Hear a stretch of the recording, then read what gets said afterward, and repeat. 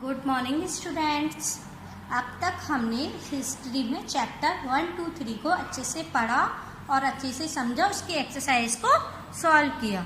आज की क्लास में हम चैप्टर 4, चैप्टर का नेम है क्या बताती हैं हमें किताबें और कब्रें, इसके बारे में पढ़ेंगे और इस चैप्टर को अच्छे से समझेंगे।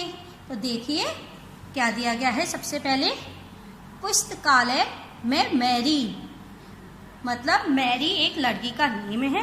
वो एक दिन पुस्तकालय जाती है और पुस्तकालय कहाँ है? स्कूल में। देखिए जैसे ही घंटी बजी, शिक्षक ने छात्रों को अपने साथ आने को कहा। मतलब जब वो स्कूल में थी मैरी, तो स्कूल की घंटी बजी तो उनके टीचर्स ने उन्हें पहले ही बता दिया था कि वे आज के दिन पुस्तकालय जाएंगे। तो उन्होंने क्या कहा स्टूडेंट्स से कि वे मेरे साथ आएं। आज वे पहली बार पुस्तकालय जा रहे थे। वे सभी विद्यार्थी, वे सभी छात्र पहली बार पुस्तकालय जा रहे थे। मैरी ने देखा कि पुस्तकालय उसकी कक्षा से काफी बड़ा था। मैरी जब पहली बार पुस्तकालय में उसने प्रवेश किया तो उसने देखा कि जो पुस्तकालय है वो उसकी कक्षा से भी बड़ा है और वहाँ किताबों से भरे कई रैक थे।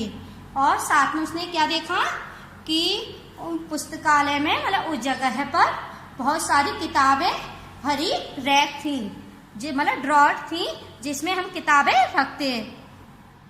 कोने में एक अलमारी थी जो मोटी मोटी किताबों से भरी थी और उस कमरे में, उस पुस्तकालय में कोने में एक अलमारी रखी थी। उस अलमारी में भी बहुत मोटी मोटी किताबें रखी हुई थी। मैरी को एक अलमारी खोलने की कोशिश करते देख शिक्षक ने कहा, और वहाँ पर उस अलमारी के अलावा भी और अलमारी रखी हुई थी। मैरी ने उनमें से एक अलमारी को खोलने की कोशिश की। जब वो अलमारी को खोलने की कोशिश कर रही थी तो वहाँ एक शिक्षक ने उसे देखा और उससे क्या कहा, उस अलमारी में अलग अलग धर्मों से जुड़ी हुई महत्वपूर्ण किताबें हैं। शिक्षक ने उससे बोला कि इस अलमारी में अलग अलग धर्म, जैसे हिंदू धर्म, मुस्लिम धर्म, सिख, ईसाई, सभी धर्मों की अलग अलग किताबें हैं। क्या तुम्हें मालूम है कि हमारे पास वेदों का भी एक संग्रह है? वे मैरी से पूछते हैं कि क्या तुम्हें मालूम है कि हमारे पास मतलब इस पुस्तकालय में वेदों का एक संग्रह भी है। अब मैरी सोचने लगती है। मैरी सोचती है, अब मैरी देखिए क्या सोचती है कि वेद क्या है। मैरी क्या सोचती है कि वेद क्या है, चलो पता लगाएं। अब बताइए आप में से कोई जानता है कि वेद क्या है? बताइए। अगर नहीं जानते हैं तो मैं आपको बताती हूँ कि वेद क्या है।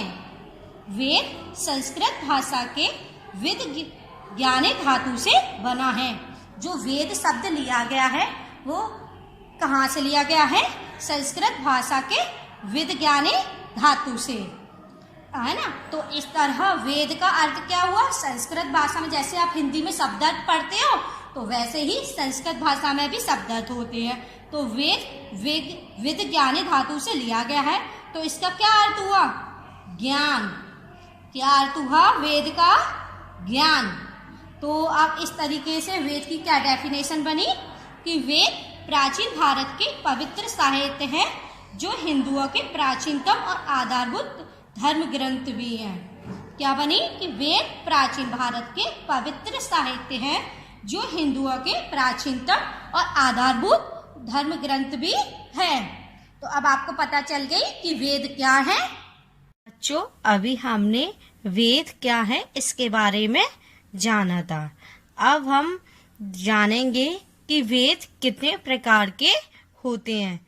तो देखिए दुनिया के प्राचीनतम ग्रंथों में एक, यह दुनिया के सबसे प्राचीन मतलब सबसे पुराने ग्रंथों में से एक है। तो शायद तुमने वेदों के बारे में सुना होगा। शायद आप में से अधिकतर बच्चे जानते होंगे कि वेद क्या हैं और वे कितने प्रकार के होते हैं। तो देखिए वेद 4 हैं। वेद कितने प्रकार के होते हैं? बताइए, वेद कितने प्रकार के होते हैं? 4। जिसमें पहले ऋग्वेद, सामवेद, यजुर्वेद तथा अथर्ववेद। कौन कौन से वेद होते हैं? ऋग्वेद, सामवेद, यजुर्वेद तथा अथर्ववेद। तो पहले हम जानेंगे कि ऋग्वेद में क्या है। बच्चों, ऋग्वेद की रचना 1500 ईस्वी पूर्व से 1000 ईस्वी पूर्व के बीच में हुई थी। कब हुई थी? 1500 ईस्वी पूर्व से 1000 ईस्वी पूर्व के बीच हुई थी। यह सबसे प्राचीनतम रचना है। मतलब सबसे पहले किसकी उत्पत्ति हुई थी? ऋग्वेद की। किसकी उत्पत्ति हुई थी? ऋग्वेद की। इसमें कुल 10 मंडल हैं। इसमें कितने मंडल हैं?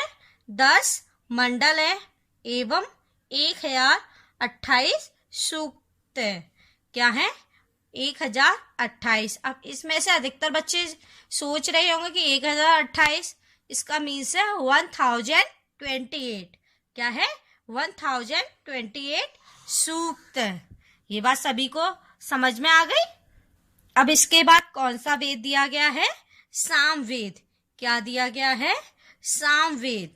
तो सबसे पहले हम सामवेद में साम का अर्थ जानेंगे कि सामवेद का नाम सामवेद क्यों पड़ा। तो देखिए, साम का अर्थ होता है गान। क्या होता है? साम। जैसे ये सामवेद है तो इसमें पहले हम साम का अर्थ जानेंगे कि साम क्या है। साम का अर्थ होता है गान। क्या होता है? गान। तो इसका अर्थ क्या हुआ? बताइए क्या हुआ? गानों का वेद। और इसमें फिल्मी गाने या भक्ति गीत नहीं गाए जाते थे। इसमें कौन से गाने गाए जाते थे? इसमें मुख्यतः यज्ञ, जैसे प्राचीन काल में जो वेद ऋषि वगैरह होते थे, महर्षि होते थे, साधु संत होते थे, वे यज्ञ वगैरह करते थे। और जब यज्ञ किए जाते थे उस अवसर पर जो गीत गाए जाते थे, क्या गाए जाते थे? जो गीत गाए जाते थे, मतलब जो मंत्रों का समूह, मतलब जो मंत्र बोले जाते थे उनको बोला जाता है गान। तो इस वेद को क्या कहा जाता है? भारतीय संगीत का मूल कहा जाता है। क्या कहा जाता है इस वेद को? भारतीय संगीत का मूल कहा जाता है, क्योंकि संगीत की उत्पत्ति कहाँ से हुई? यहीं से। इतनी बात सभी को समझ में आ गई? थर्ड आपको क्या दिया गया था? यजुर्वेद। क्या दिया गया था? यजुर्वेद। और यजुर्वेद का सबसे पहले हम यजुर्वेद का नाम यजुर्वेद क्यों पड़ा ये जानेंगे। तो इसमें देखिए, यजु का अर्थ होता है, इस यजु का अर्थ होता है यज्ञ। क्या होता है? यज्ञ। तो अब ये किसका वेद हुआ? यज्ञ का। क्योंकि इसमें जो यज्ञ के नियम होते हैं, यज्ञ के करने की विधि रीति, इन सभी के बारे में इसका बताया गया है। तो देखिए, यजुर्वेद का क्या अर्थ होता है? यज्ञ। तो यजुर्वेद में मुख्यतः यज्ञ के नियमों एवं विधि विधानों का संकलन है। जब भी अगर आपको यजुर्वेद पढ़ने का अवसर मिले तो आप इसमें सबसे पहले क्या पढ़ेंगे? यज्ञ के नियम, विधि विधान के बारे में जानेंगे।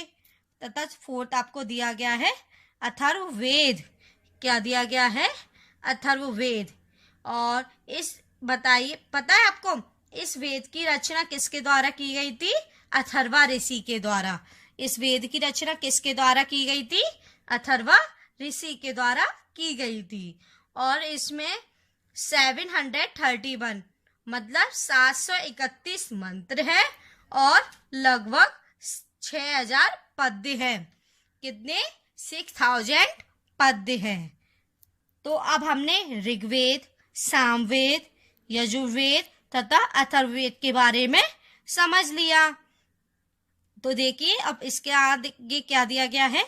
सबसे पुराना वेद है ऋग्वेद। कौन सा वेद है? ऋग्वेद, जो मैं आपको पहले ही बता चुकी हूँ, जिसकी रचना लगभग 3500 साल पहले हुई। कब हुई थी इसकी रचना? 3500 साल पहले हुई। और अभी मैंने आपको बताया था कि 1500 ईस्वी से पूर्व और 1000 ईस्वी पूर्व के बीच में हुई थी। तो यही हुआ। ऋग्वेद में 1000 से ज्यादा प्रार्थना है। क्या है? 1000 से ज्यादा प्रार्थना है। और मैंने भी आपको यही बताया था कि उसमें 1028 क्या है? सूक्त है। सूक्त का मतलब प्रार्थना है, जिन्हें क्या कहा जाता है? सूक्त कहा जाता है, जो मैं आपको पहले ही बता चुकी हूँ। सूक्त का मतलब है अच्छी तरह से बोला गया, मतलब लय गान सब अच्छी तरीके से बोला जाता है। ये विभिन्न देवी देवताओं की स्तुति में रचे गए हैं। और इन वेदों की रचना किस तरीके से हुई है?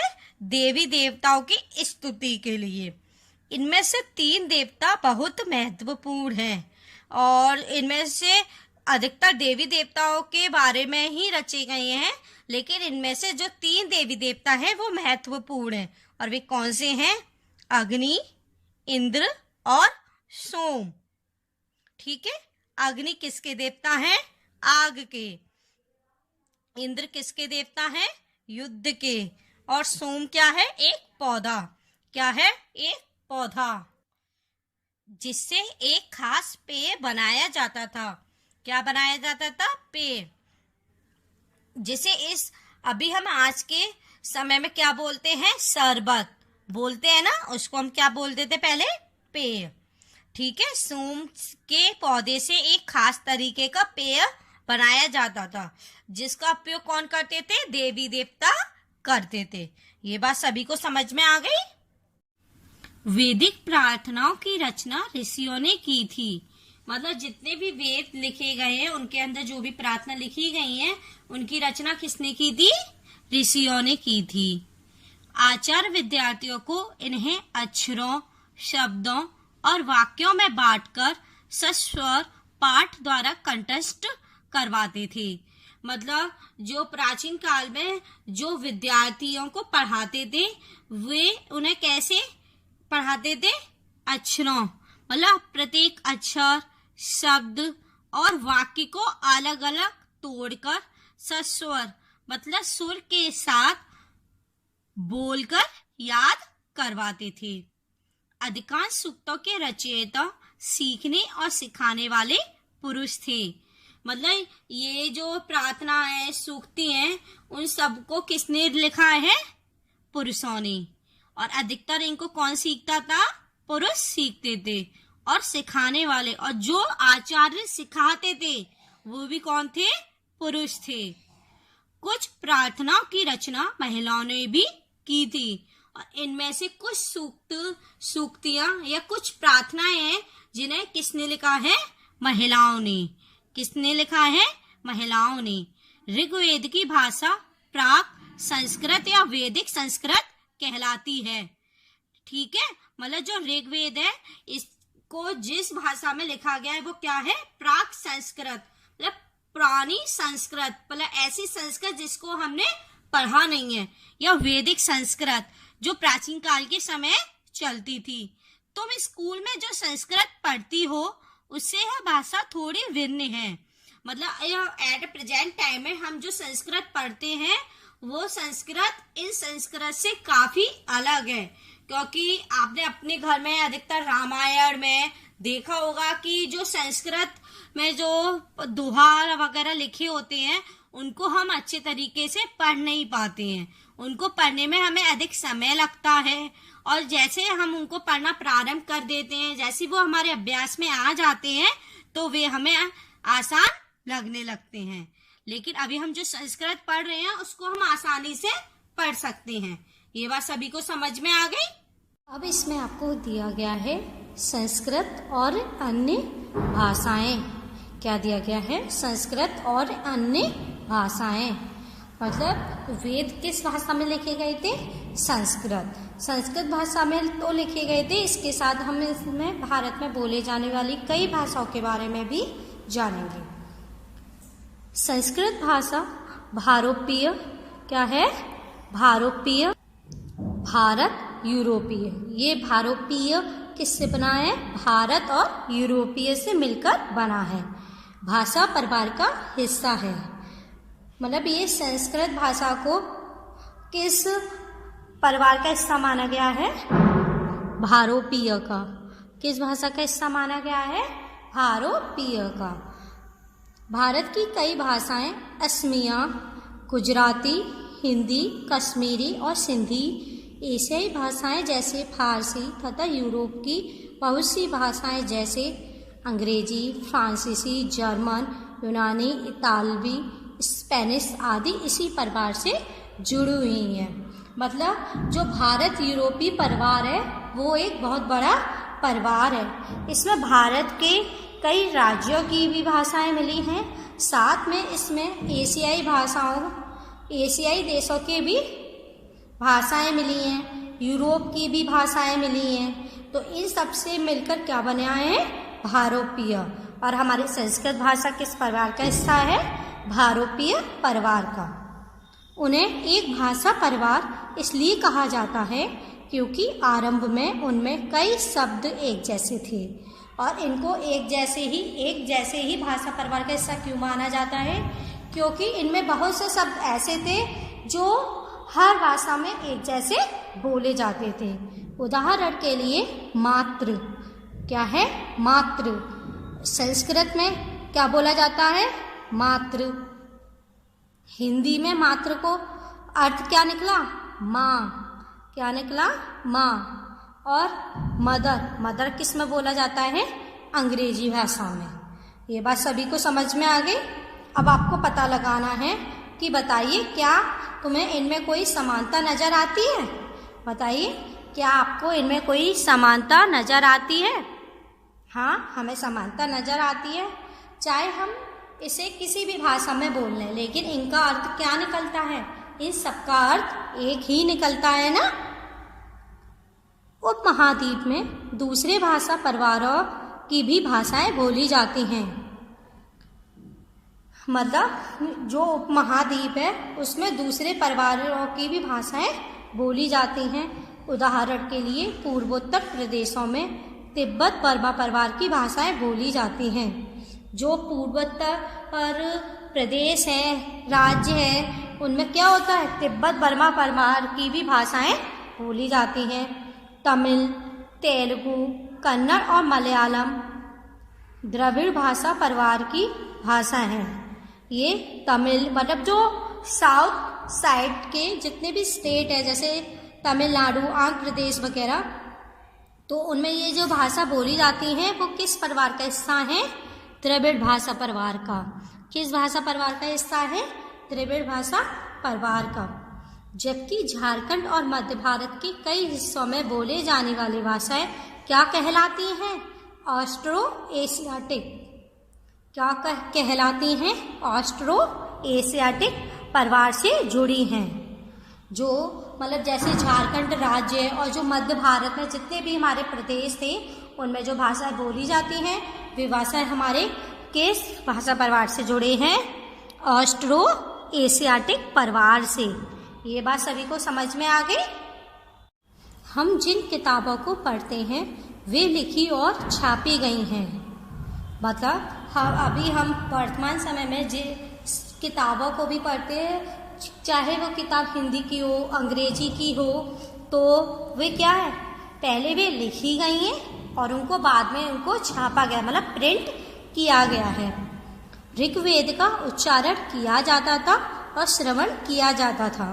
मतलब जो वेद हैं उनको क्या, उनके हर वर्ड का एक महत्व होता था, उनका उच्चारण किया जाता था और उनको क्या सुना जाता था, ठीक है, ना कि पढ़ा जाता था। रचना के कई सदियों बाद इसे पहली बार लिखा गया था। जब किसकी रचना हुई थी? बताइए किसकी? जब वेद की रचना हुई थी, इसके बहुत सालों बाद इस वेद को सबसे पहले लिखा गया, फिर इसको छापा गया। तो मुश्किल से 200 साल पहले हुआ। मतलब ये 200 साल पहले ही हुआ था कि इस वेद को पहले लिखा गया और फिर इसे छापा गया। ये बात सभी को समझ में आ गई।